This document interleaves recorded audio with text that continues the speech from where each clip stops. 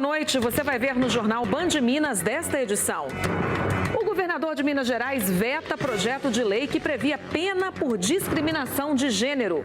O encontro do prefeito de BH, Alexandre Calil, com a ministra do STF, Carmen Lúcia. Calil cobrou justiça no caso da crise hídrica e do Lago de Furnas.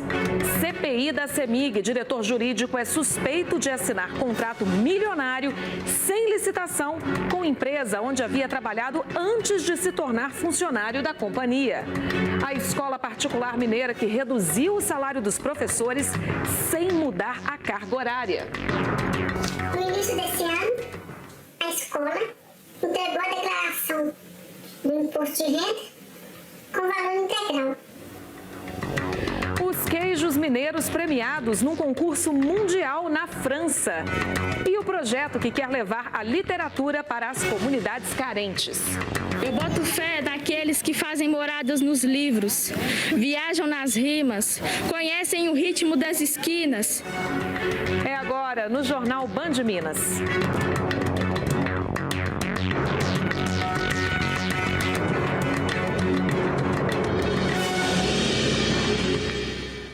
O governador de Minas, Romeu Zema, prometeu e cumpriu. O projeto de lei que previa pena por discriminação de gênero foi vetado por ele. A decisão já havia sido antecipada na última sexta-feira, durante um evento ao lado do presidente Jair Bolsonaro. O veto foi publicado nesse fim de semana no Diário Oficial do Estado. O veto de Zema foi publicado no sábado. O projeto de autoria do deputado André Quintão acrescentava a frase discriminação por identidade e expressão de gênero. Ao falar de identidade de gênero, o projeto se referiu à convicção íntima de uma pessoa, que pode se considerar do gênero masculino ou feminino, sem que necessariamente essa percepção esteja vinculada ao sexo de nascimento.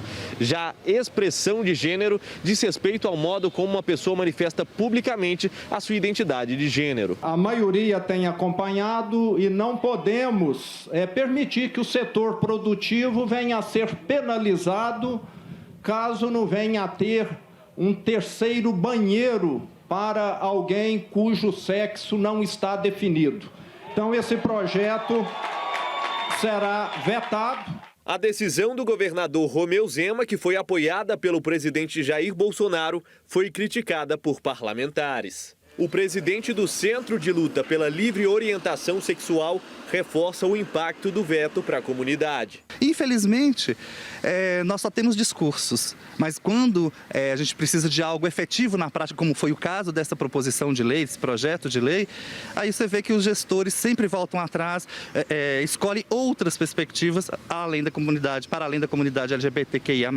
A deputada Rosângela Reis, da base governista, diz que a lei é desnecessária. Essa questão da discriminação, né, que a pessoa possa se sentir, ela pode, pela lei que já existe, pela Constituição Federal, ela pode sim acionar a justiça em qualquer dos momentos e ela será amparada judicialmente. Para o analista político Orion Teixeira, ao vetar o projeto, o governador Romeu Zema dialogou com o atraso, o retrocesso, as fake news e o crime de discriminação sexual. Ao fazer isso, Zema está apenas flertando com os seguidores do presidente Jair Bolsonaro, que arrepiam toda vez que ouvem a expressão identidade de gênero e logo taxam de ideologia de gênero. O veto agora vai à Assembleia Legislativa e, para ser derrubado em nome desse avanço, seriam necessários 39 votos.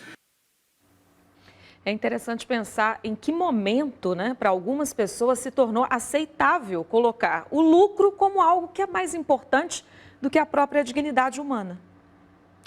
E na CPI da CEMIG, hoje, foi ouvido o diretor jurídico da companhia, Eduardo Soares.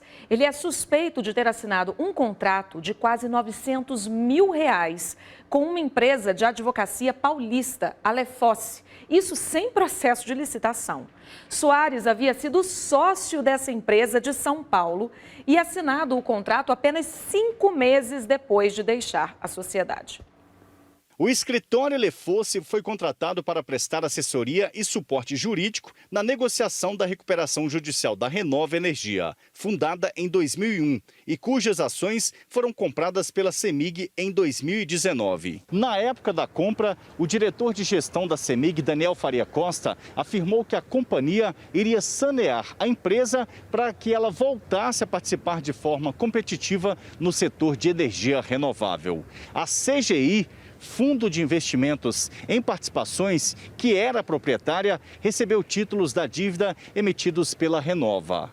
No ano passado, o fundo Spectra Volpe adquiriu uma fatia de 12% da empresa. O pedido de recuperação judicial da empresa foi feito em outubro de 2019. O contrato fechado com a Lefosse em agosto do ano passado foi assinado pelo diretor jurídico da companhia, Eduardo Soares, sem licitação. Para os deputados, havia tempo suficiente para que fosse realizado o processo administrativo formal. A situação é gravíssima, contratos feitos de forma informal, pessoas com interesse de mercado hoje assumindo postos importantes na CEMIG. Interesses públicos são diferentes de interesses privados. Então, por isso a importância das investigações na Comissão Parlamentar de Inquérito nesse momento. Antes de ser contratado pela CEMIG, Eduardo Soares era sócio da Lefosse. Os honorários pagos aos advogados da empresa também foram questionados pelos deputados da CPI. Nós estamos identificando contratos com hora para o advogado e com hora para estagiário completamente fora da realidade de mercado. Bom, a Lefosse Advogados informou que presta serviços para a CEMIG desde 2017 e que as contratações foram realizadas de acordo com as leis e regulamentos de licitação.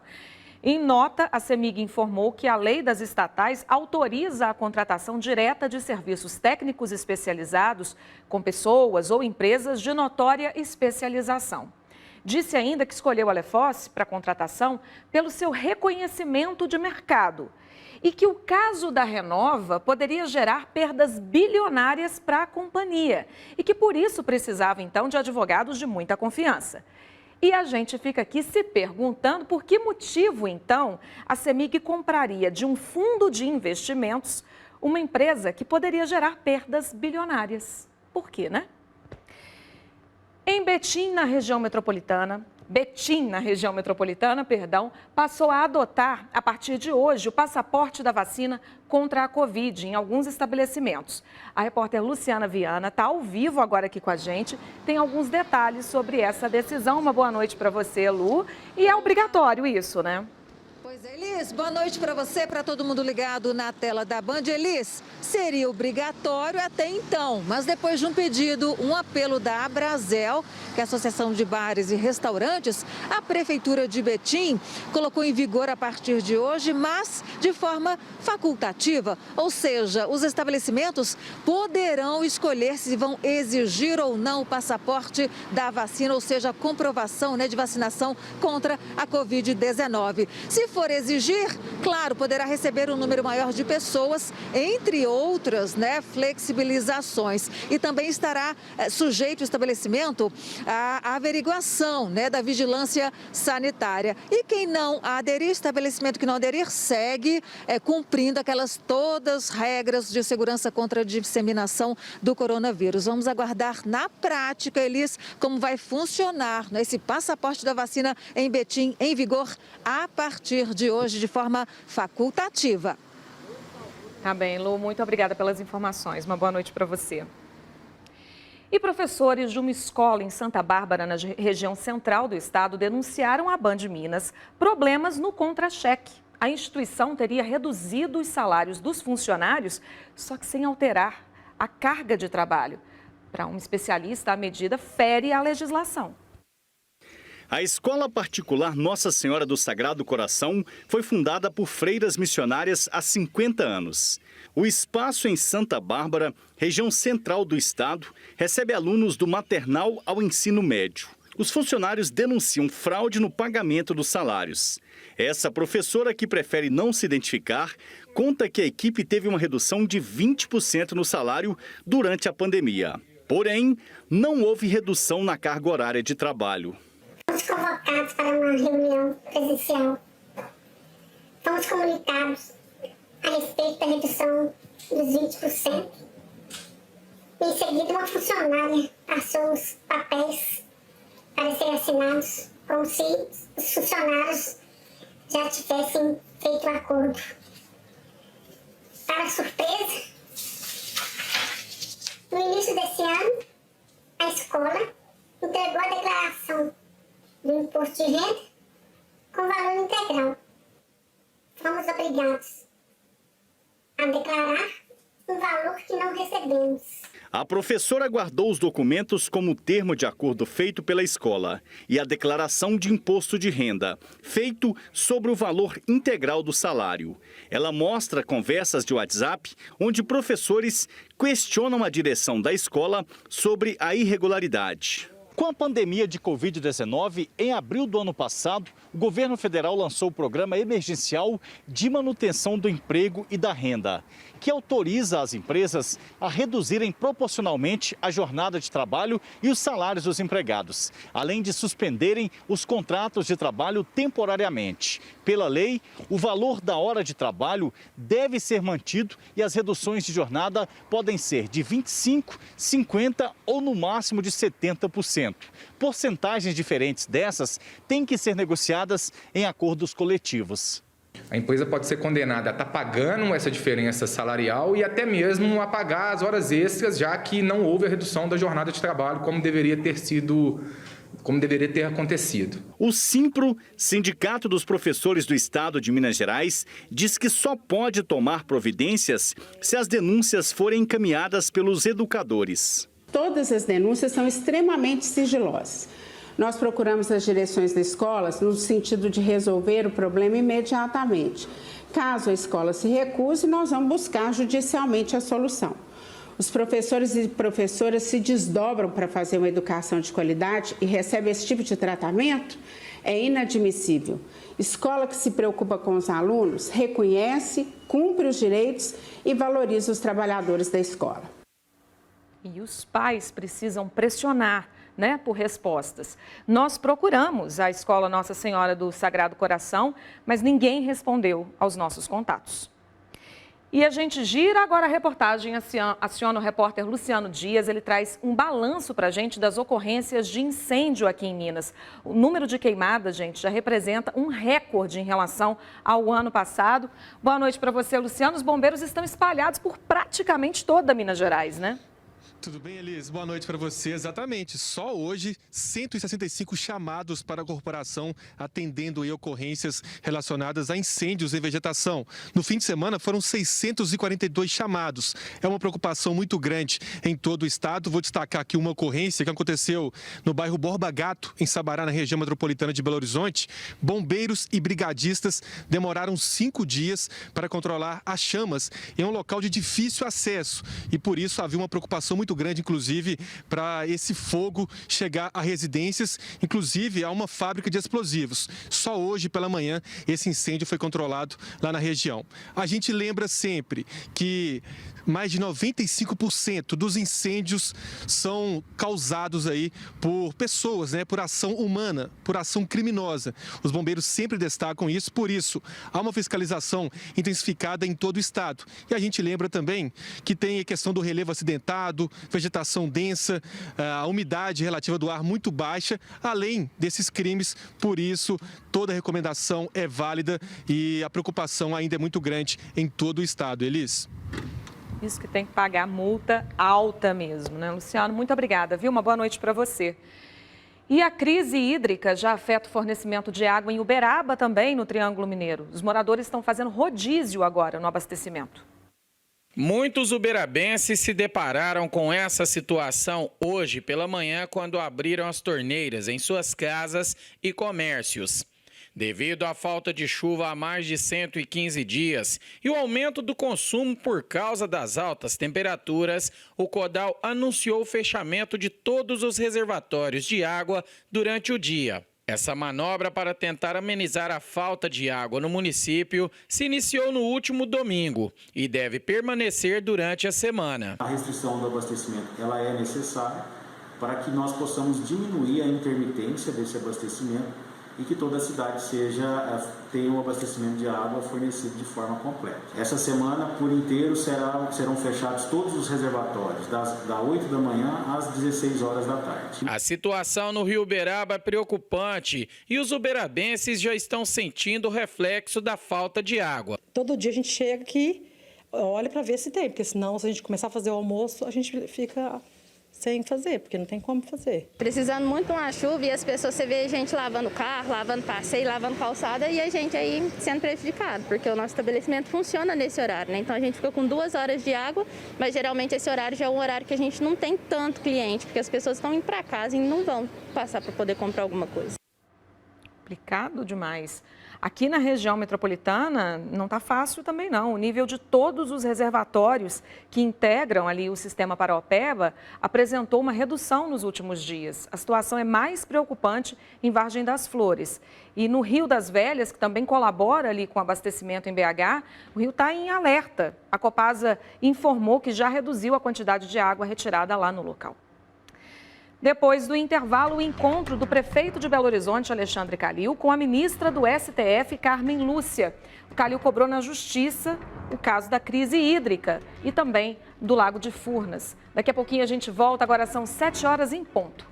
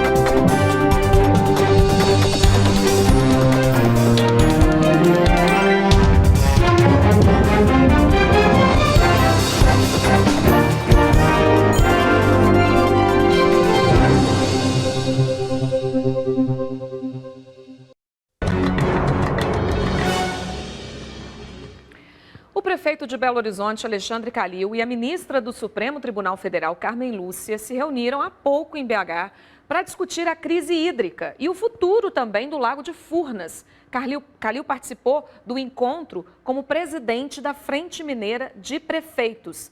Nós vamos conversar agora com o repórter Wagner Oliveira. O pessoal está me informando aqui que o Wagner não vai poder falar com a gente agora, é isso mesmo, pessoal?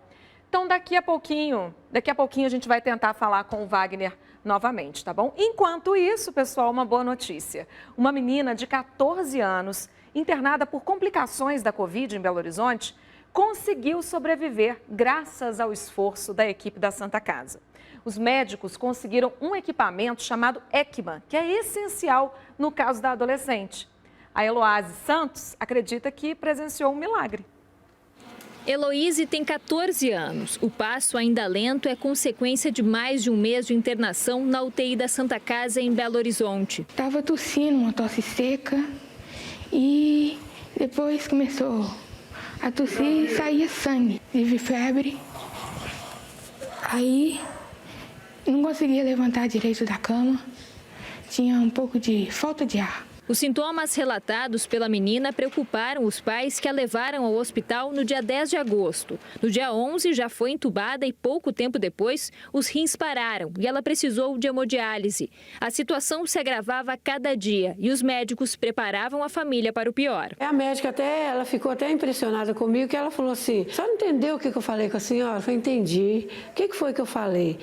Você falou que a Heloísa está mais para óbito, que a situação da Heloísa é muito crítica e que é só um milagre. A Heloísa usou ventilação mecânica e outras terapias que são indicadas em casos graves como era o dela. No entanto, nenhum desses procedimentos foi suficiente e a ECMO era o último recurso. O aparelho é indicado para casos graves de disfunção pulmonar ou cardiopulmonar e substitui o pulmão ou o coração quando não funcionam de forma adequada. O custo da terapia é muito alto e não tem cobertura do Sistema Único de Saúde. Mas uma rede de solidariedade surgiu e a doação de uma empresa de produtos médicos mudou o rumo dessa história. Nós recebemos um contato da equipe que estava envolvida no tratamento da Heloíse, equipe especializada em ECMO, a ECMO Minas explicou sobre o caso, e aí a gente conseguiu, dentro da empresa, viabilizar essa doação para tratar essa paciente que estava em estado grave. Ana Luísa é uma das médicas que tratou de Heloíse com o auxílio da ECMO. Ela tinha uma doença que, a princípio, nós não sabíamos ainda o que era, mas uma doença pulmonar grave, que depois soubemos que era uma síndrome inflamatória pós-Covid. Posso te dizer, com grandes chances, Heloíse não estaria aqui se não fosse a terapia da ECMO. Mas Dona Maria Flor, com sua fé inabalável, acreditou até o último segundo que a filha sairia dessa. É um milagre de Deus dentro da minha casa. Senti felicidade, porque sair de uma situação dessa é bem complicado. Viva a Heloíse e o ECMO, né? Bom, agora sim a gente vai voltar a falar com o repórter Wagner de Oliveira. Ele está aqui, ele acabou de sair da reunião entre o prefeito de Belo Horizonte, Alexandre Calil, e a ministra do STF, Carmen Lúcia. Estavam discutindo a situação do Lago de Furnas, né, Wagner? E a gente quer saber o que ficou decidido dessa reunião hoje. Boa noite.